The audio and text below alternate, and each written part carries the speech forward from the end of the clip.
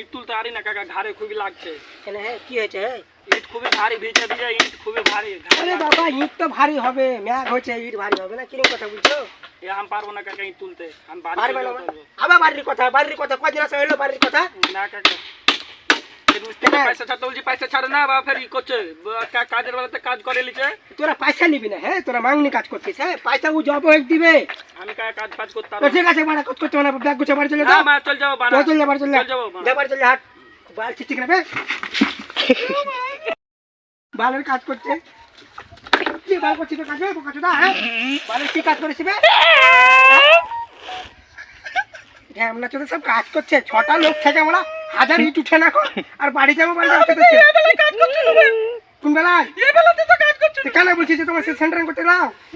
আমাকে সুকা কাজে না, সুকা আমি কাজে- তুলতে তো পারি না। ডেলি কাজ করে মারা আমার মুখে তুই একবার